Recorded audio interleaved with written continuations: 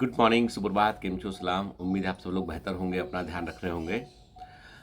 कई बच्चे जो है वो अब एग्ज़ाम जैसे से पास आ रहा ना वैसे वैसे जो है वो रोज़ समझाता हूँ कि घबराओ मत, कोशिश करो बेटा, है ना, ठीक है। कोशिश का मतलब ये है कि आप ये सोचो कि आपको जो है वो एग्ज़ाम के ठीक पहले आपको अपने आप को कैसे कैसे संभालना है, ठीक है।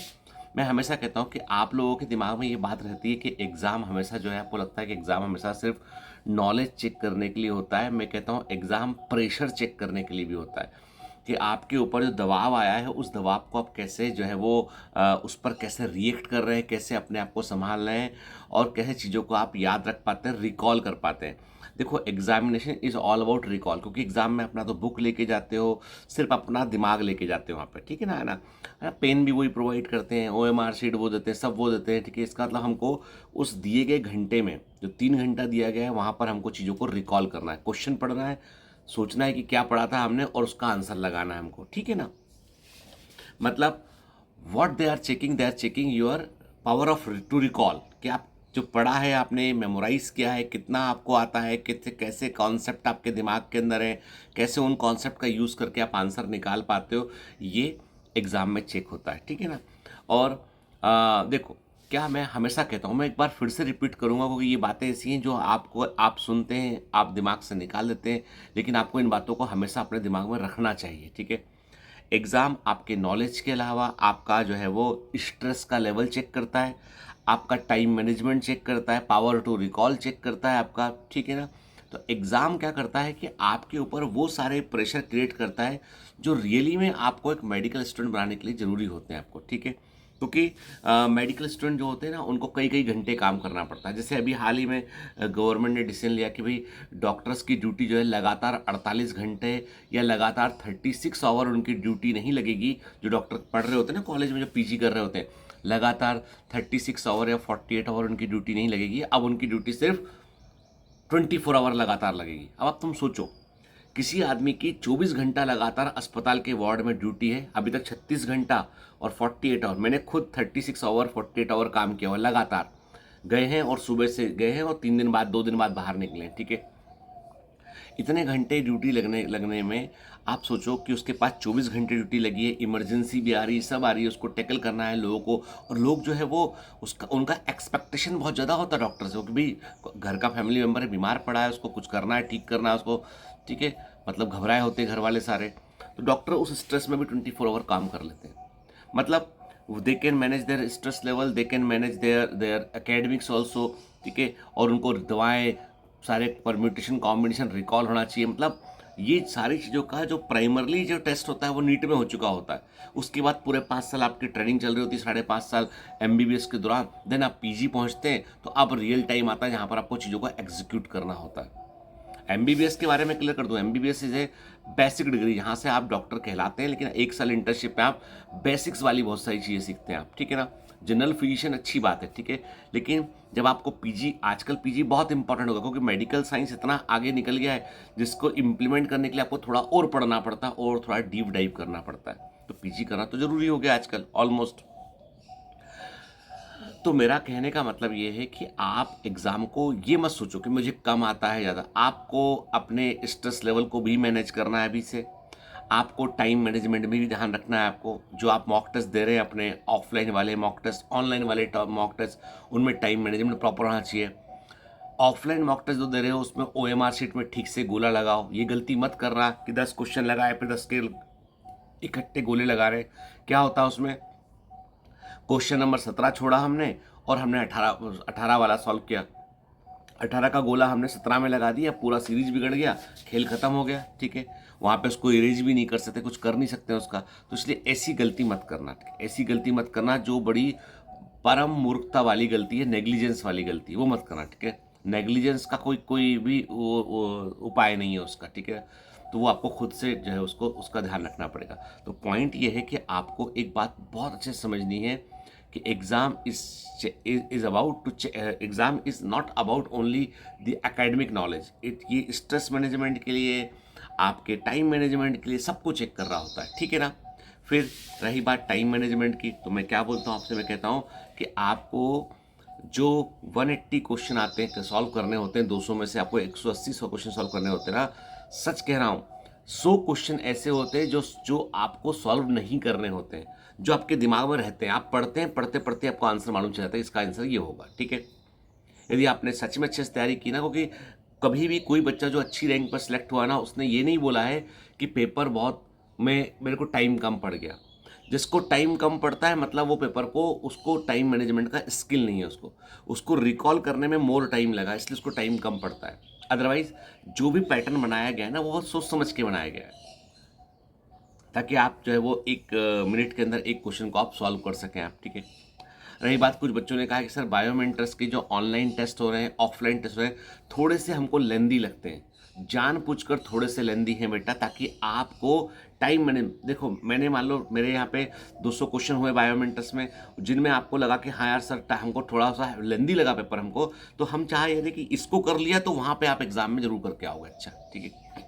बायोमेट्रिक्स के ऑफलाइन टेस्ट या ऑनलाइन टेस्ट में तुम्हारे 600 नंबर आ रहे हैं, मानकर चलो एग्जाम में 650 नंबर आएंगे, 620 नंबर आएंगे, 20-30 नंबर बढ़ेंगे एग्जाम में आपके, क्योंकि यहाँ पर यदि पेपर में 100 क्वेश्चन है, तो जैसे मेन एग्जाम में 100 में से 40 क्वेश्चन थोड़े से लेंदी टाइप के आते हैं, तो यहाँ पे 60 क्वेश्चन लेंदी टाइप के आते हैं, ताकि आपको हम ट्रेन कर सकें। ट्रेन करने के लिए हमको थोड़ा सा एक्स्ट्रा माइल आपको लेके जाना पड़ेगा, ताकि आप गलती ना करें, है ना। तो इसीलिए उसको लेके बहुत ऐसा मत सोचा करो, ठीक है। जैसे भी आपका 24 अप्रैल को एक टेस्ट होने वाला है, आपका बायो का पेपर थोड़ा सा लेंदी रखा गया, उसमें जानबूझकर स्टेटमेंट वाले क्वेश्चन, स्टेटमेंट वाले क्वेश्चन, स्टेटमेंट वाले क्वेश्चन, ताकि तुम प्रैक्टिस कर सको, क्योंकि इस बार का पैटर्न में बहुत सारा मतलब 2024 के नीट में बहुत हद तक ये एक्सपेक्टेड है कि उसमें बायोलॉजी का पेपर होगा तो एनसीईआरटी से, लेकिन लेंदी होगा थोड़ा सा, जैसा 2022 में हुआ था, लेंदी होगा।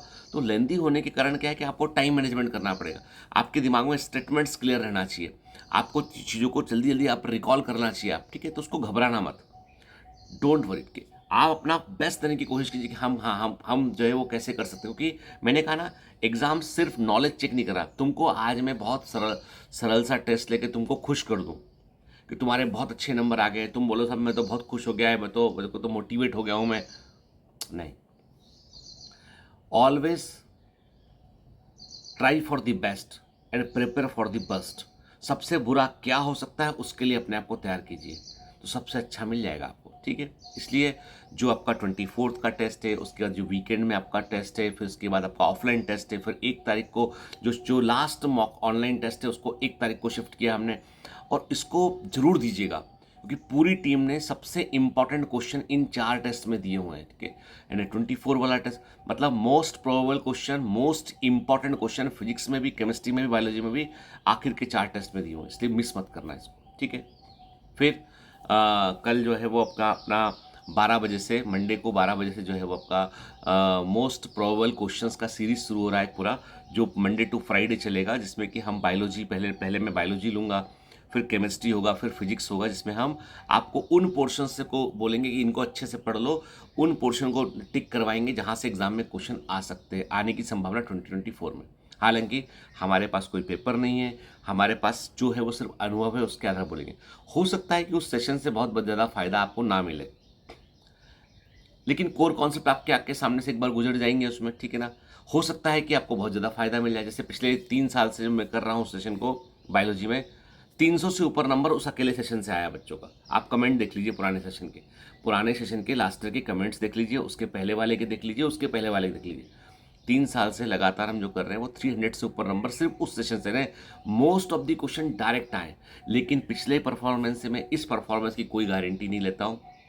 मेरी किस्मत अच्छी थी, मेरा इंट्यूजन ठीक था, ऊपर वाले की कृपा थी कि लास्ट 2-3 सालों में अधिकांश क्वेश्चन उस पोर्शन जहाँ मैंने टिक कराया वहाँ से सीधा क्वेश्चन आ गया, ठीक है। इस बार मैं कोशिश पूरी ईमानदारी से कर रहा हूँ, लेकिन मुझे नहीं मालूम है कि कितना ये सटीक बैठेगा या नहीं बैठेगा, क्योंकि मेरे पास कोई रियल में पेपर नहीं है नीट का, ठीक है। कुछ बच्चों ने लास्ट ईयर आरोप भी लगाया कि सर आपने एग्जाम का ठीक पहले लिया था, शायद आपके कनेक्शंस अच्छे हैं तो आपने नीट का पेपर निकाल लिया हो, फिर आपने उनमें कुछ क्वेश्चन मिस कर लिया, तो ये सब मिथ्या आरोप है ना। इतने बड़े आदमी नहीं है भाई हम, है ना, नीट का पेपर निकाल लें, और मतलब तुम क्या चाहते हो करना, मतलब ठीक है। है ना, सर को तुम अंदर ही कराने चाहते होगे ना, ये गलत बात है ऐसी, ठीक है।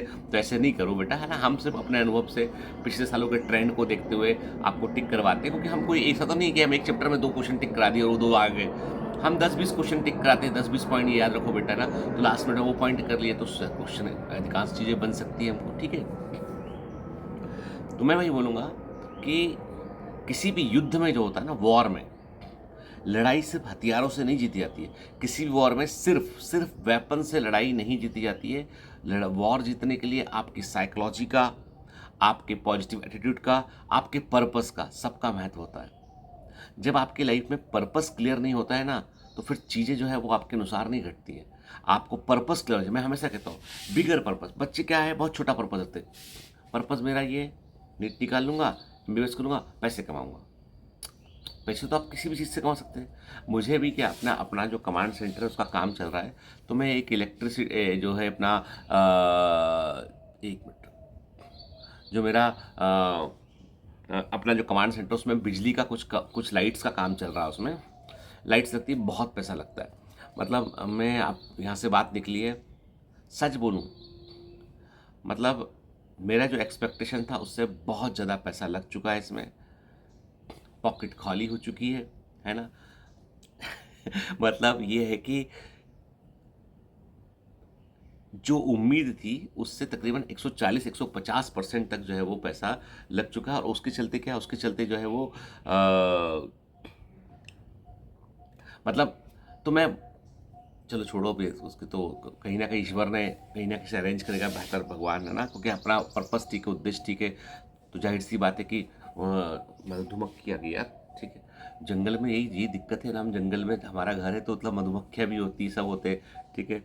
तो वो लाइट वाला जो है ना, उसके पास मैं से ही पूछा, मुझे लगता था कि भाई ये दुकान पे बैठा तो बेसिक एजुकेशन होगी। पूछा मैंने उससे कि दीपक भाई आप जो है वो क्या किया, कहाँ से पढ़ाई किया। तो उन्होंने बताया कि मैंने लंदन से पढ़ाई किया। मेरे पेरेंट्स सब फैमिली बिजनेस बैकग्राउंड से, तो हमने लंदन से पढ़ाई किया, और उसके बाद हम फैमिली बिजनेस में बैठे। तो मैंने वही देखा कि उसका जो बिहेवियर है, जो डील करने का तरीका है, वो बेहतर है, ठीक है। खूब पैसा, मतलब बड़ी शॉप है, अच्छा काम है उसका। तो मैं पॉइंट ये मेरा ये था कि पैसा कमाना एक अलग बात है, आप क्या चेंज करना चाह रहे हो वो इम्पॉर्टेंट चीज़ है। मेडिकल प्रोफेशन एक ऐसा है जिसका सेटिस्फैक्शन आपको, अब सोचो, एक मान लो व्यक्ति लाइट बेच रहा है, बढ़िया लाइट्स रखी उसने, बेची, मेरे सेंटर में लगी, अच्छी दिखी लाइट, वो बस मेरा अच्छा चला, खरीदा, ये सेटिस्फैक्शन है। डॉक्टर का सेटिस्फैक्शन देखो, भारती का ऑपरेशन हुआ तो डॉक्टर अतुल अग्रवाल ने किया, इतना बड़ा स्टोन निकाला, मुझे लाके ब्लेडर दिखाया कि देखो कि गॉल ब्लेडर दिखाया कि देखिए डॉक्टर जितेंद्र, इसमें ये निकला हुआ ऐसा ऐसा है करके, ठीक है ना। अभी फ़ोन करके पूछते हैं कि सब बढ़िया है, एवरीथिंग फाइन, चिंता मत करो, सब खाओ, घूमो फिरो, सब कुछ करो, ठीक है। मैं कई बार सोचता हूँ कि सेटिस्फेक्शन लेवल डॉक्टर का डिफरेंट स्केल पे होता होगा। स्पेशली कभी जो इस तरह की सर्जरी करते हैं उनका तो बहुत ही ऊपर लेवल पे होता होगा। हम में से मेरे पास एक पेशेंट आई थी, 400-500 शुगर था, बहुत परेशान थी वो। जब हमने ट्रीटमेंट को थोड़ा सा मॉड्यूलेट किया, ठीक किया, शुगर कंट्रोल में उनका। एक पेशेंट का तो शुगर का ट्रीटमेंट ही बंद करना पड़ा हमको, मेंटेनेंस डोज पे, बहुत मामूली डोज पे। रिवर्स हो गया डायबिटीज़, मतलब एग्जैक्ट रिवर्स नहीं हो सकता है, रिवर्स का मतलब है कि कंट्रोल में आ गया, एकदम टाइट कंट्रोल में आ गया वो, अब मेंटेन कर रहे हैं उसको। तो वो जो सेटिस्फेक्शन मेरे को मिलता है ना, वो उसका मैं कहीं किसी और चीज़ से कंपेयर नहीं कर सकता। तो बड़ा पर्पस, लाइफ में पर्पस को देखो हमेशा, ठीक है ना। Purpose, progress and passion, purpose, progress and passion, ठीक है, और उससे सब कुछ पा जाओगे। चलिए, have a great day, all the best, bye bye.